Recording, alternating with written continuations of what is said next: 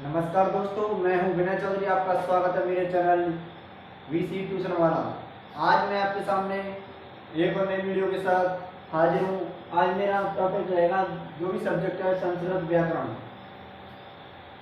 आज मैं आपको संस्कृत व्याकरण के थोड़ा सा बेसिक बताऊंगा। यह क्लास छोटे क्लास से लेकर बड़ी क्लास तक कोई भी देख सकता है स्टूडेंट। यह नहीं है कि केवल इंटर के लिए हो या हाई स्कूल के लिए हो या 8th के लिए हो या 4th के लिए हो या 5th के लिए, यह सभी के लिए है। जो समझ सकता है वही उसके लिए क्लास है। बेसिक है, थोड़ा सा कराऊंगा इसमें, आप ध्यान से देखिए। इसमें दिया है संस्कृत व्याकरण। क्या दिया है? संस्कृत व्याकरण। और मैं चाहूँगा आपसे कि अगर मेरी वीडियो अच्छी लगती हो तो लाइक कीजिए और शेयर कीजिए। अगर कोई भी कमी रह जाती है तो आप कमेंट बॉक्स में बता सकते हैं कि ये वाली कमी चल रही है, आप इसे दूर कीजिए। इसलिए मैं चाहता हूँ आप मेरी मदद करें और ज़्यादा से ज़्यादा सपोर्ट करें। आइए चलो चलते बोर्ड की तरफ। इसमें दे रखा है संस्कृत व्याकरण वाला आज का टॉपिक रहेगा। इसमें दे रखा व्याक्रियन्ते व्युत्पदादन्ते शब्दः अनिनेति व्याकरणम्। शब्दः अनिनेति व्याकरणम्। शब्दः अनिनेति व्याकरणम्, ये इसका एक लाइन दी गई है, श्लोक दिया गया है। इसका हिंदी में आपसे लिखा हुआ है, वस्तुतः भाषा मनुष्य के भाव और विचारों के आदान प्रदान का साधन है। यानी वस्तुतः जो भाषा हमारी होती है वह मनुष्य के विचारों के आदान प्रदान का साधन है। जैसे मान लीजिए हम जो किसी के द्वारा या हम जो किसी से बातें करते हैं, यही हमारा एक दूसरे के साथ भाषा का आदान प्रदान हो रहा है। यही एक व्याकरण यानी भाषा होती है। व्याकरण ही शब्दों का शुद्ध रूप है। व्याकरण ही शब्दों का शुद्ध रूप है, सही अर्थ का प्रयोग तथा शुद्ध उच्चारण सिखाता है। यानी जो व्याकरण है हमारी, यही शब्दों का सही रूप है।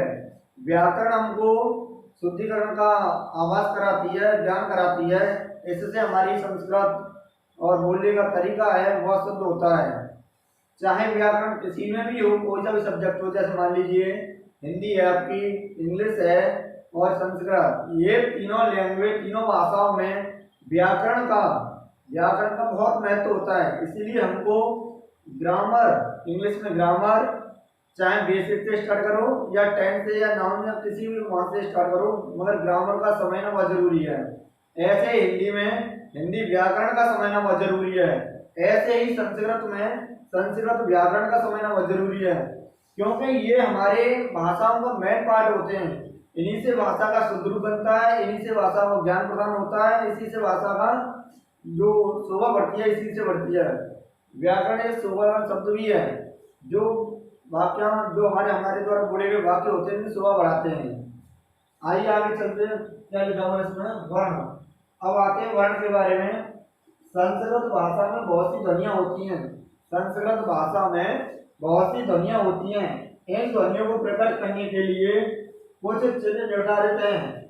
इन्हीं चिन्हों को वर्ण या अक्षर के नाम से जाना जाता है। यानी हमारे संस्कृत भाषा में बहुत सी ध्वनियां हैं। इन्हीं ध्वनियों को प्रकट करने के लिए कुछ चिन्ह निर्धारित किए गए हैं। हमारी संस्कृत भाषा में या संस्कृत व्याकरण में बहुत सारी भाषाएं हैं, ध्वनियां हैं, जो इन्हीं को चिन्हित करने के लिए, जो इन्हीं ध्वनियों को प्रकट करने के लिए कुछ चिन्ह निर्धारित किए गए हैं। यानी इन्हीं ध्वनियों को प्रकट करने के लिए कुछ चिन्ह निर्धारित किए गए हैं। इन्हीं चिन्हों को क्या कहते हैं? इन्हीं चिन्हों को वर्ण कहते हैं। क्या कहते हैं? वर्ण कहते हैं। मैंने आपको इंग्लिश ग्रामर की बेसिक में बताया, आप देख लेना वहां पर जाकर। तो वर्ण क्या होता है, अल्फाबेट क्या होता है। हालांकि ये सभी लैंग्वेज का क्या है, सेम एक ही है, मगर वहां पर इंग्लिश में दे दिया गया है, वहां पर हिंदी में कर दिया गया, यहाँ पर संस्कृत में है। तीनों का मेल जोल एक ही है, कोई डिफरेंट नहीं है। केवल एक शुद्धतम रूप होता है, वो भी शुद्धतम रूप होता है इंग्लिश में, और हिंदी में भी शुद्धतम। व्याकरण शुद्धतम रूप के लिए जानी जाती है, शुद्धता का आभास कराती है व्याकरण। इसीलिए मैं आपसे बार बार कह रहा हूँ, चाहे इंग्लिश ग्रामर हो, चाहे हिंदी व्याकरण हो, चाहे संस्कृत व्याकरण हो, तीनों व्याकरणों को मजबूती के साथ पढ़ना है। क्या करना? मजबूती के साथ पढ़ना, समझना है। बेसिक टू हाई लेवल तक जाना है। पहले उनका बेसिक समझिए, इसका मतलब क्या होता है। बहुत सारे बच्चे ऐसे हैं कहते हैं अरे ये तो पता है, ये तो नॉर्मल है, क्या पढ़े इसका, वही घिसी पिटी बातों में बता देते हैं। और पढ़ने के बावजूद बहुत सारे ऐसे बच्चे हैं, चाहे किसी स्कूल में हो, चाहे कोचिंग में हो, कहीं पर भी हो, पढ़ने के बावजूद उनका महत्व नहीं पता है कि आखिरकार इसका महत्व क्या होता है। इसीलिए कोई भी, मैं ये नहीं कह रहा हूँ जानते नहीं है, बहुत सारे बच्चे जानते भी हैं, मगर बहुत सारे ऐसे बच्चे हैं जो नहीं जानते हैं, मैं उन्हीं से कह रहा हूँ।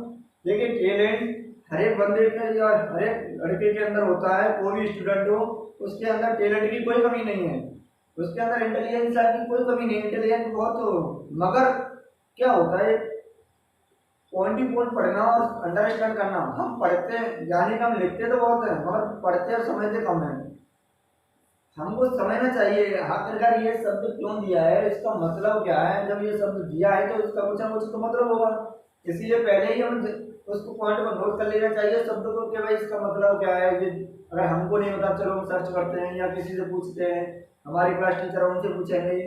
तो इसमें ये तो वर्ण के बारे में दिया गया है, आपको शायद बहुत कम बच्चों को पता, हालांकि पता होगा जो पढ़ रहे हैं, मगर कुछ भी ऐसे पढ़ते हुए भी नहीं जान पाते बातों को।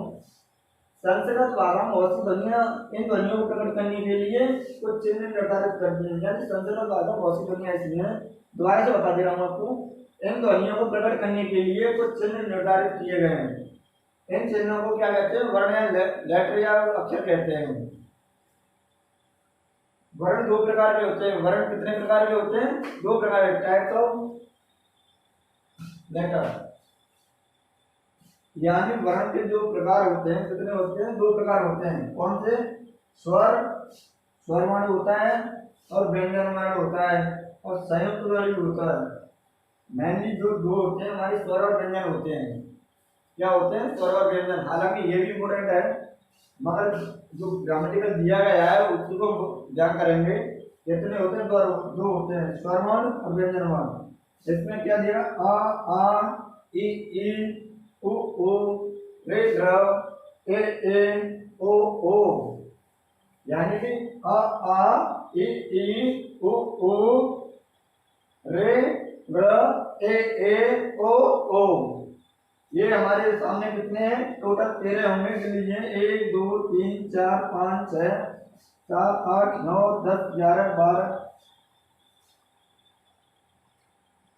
1 2 3 4 5 6 7 8 9 10 11 12।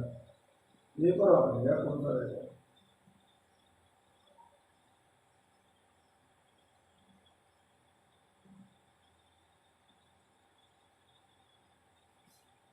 चलो इसको हटा देते हैं, इसका बहुत कम यूज होता है, 11 ही होते हैं। इसको हटा देते हैं, इस वाले को, इसका यूज नहीं होता है। हटा दिया गया उन दोनों को, इसको भी हटा दिया है, ये करता हूँ, वो अभी हटा दिया है। तो मैंने हमारे कितने होते हैं? 11 होते हैं। कितने होते हैं? 11 होते हैं हमारे वहाँ।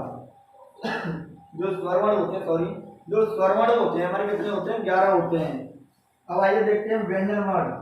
क से ह तक, क से ह तक, यानी जो क कबूतर होता है हमारा, वहां से व्यंजन स्टार्ट होते हैं, और ह तक। और जो संयुक्त वर्ण में जो व्यंजन आते हैं हमारे, छ त्र या स्र, यानी स्र जो वर्ड है हमारा, इसमें रा का भी आवाज होता है। किसका आवाज होता है? रा का।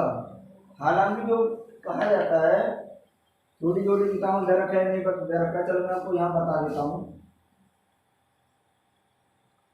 स्र जो लिखा जाता है, जो सही रूप है स्र का, ये है। क्या है? ये है। क्योंकि स्र, इसमें क्या है, इस वाले में क्या है कि स्र, इसमें र उड़ रहा है। कौन सा र उड़ रहा है? ये वाला, आपने देखा होगा, ग्रह वाला, ग्रहों के लिए लिखा जाता है, ग्रहों। ये वाला रहा उड़ रहा है इसमें। कौन सा वाला रहा उड़ रहा है? ये वाला। तो यही मेन चीज होती है, उन शब्दों को समझना। व्याकरण क्या करती है? शब्दों को समझाती है, उनको अच्छी तरह से क्लैरिफाई करती है कि भाई इसका मतलब ये शब्द कब बोलता है, इसको इसको ऐसा बोला जाता है। संस्कृत भाषा ही हमारी सबसे प्राचीनतम भाषा है, जो वेद और शास्त्रों में पाई जाती है। वेद और शास्त्रों में इसका उपयोग किया गया है। वाल्मीकि रामायण देखिए जो संस्कृत वाली होती है, बहुत सारे वेद व्यास महाभारत इन सभी को देखिए आप संस्कृत में, यही हमारी शुद्धतम भाषा होती है। इसलिए हमको इसको समझना, ध्यान से देखना है, परखना है। और मैं तो ये कहता हूँ आपसे, जितना भी हो सके आप कोई भी सब्जेक्ट हो, किसी की भी क्लास है, कोई भी क्लास टीचर हो या कोई भी ट्यूशन वाला हो, कोई भी कोचिंग वाला हो, जहाँ भी आप पढ़ रहे हैं कोई दिक्कत नहीं, कम पढ़िए मगर अच्छे से पढ़िए। क्योंकि कम पढ़ना कोई बुरी बात नहीं है, क्योंकि मान लीजिए आपने 3 टॉपिक किए या 2 किए, मगर दोनों टॉपिक ऐसे आने चाहिए जो कोई भी पूछ ले, कभी भी पूछ ले, हमको याद होनी चाहिए। तो मैं आपसे यही विनती करूँगा कि आप पढ़ें, ध्यान से पढ़ें। और मैं आपसे कहना चाहूँगा कि जो भी आप वीडियो चाहते हैं मेरे से कि इस सब्जेक्ट पर वीडियो बनाइए, तो मैं आपके लिए हाजिर हूँ। कमेंट बॉक्स में सब्जेक्ट का नाम टाइप कर दीजिए और क्लास टाइप कर दीजिए, मैं आपके लिए वीडियो लेकर हाजिर हो जाऊँगा। धन्यवाद। Thank you. Good night.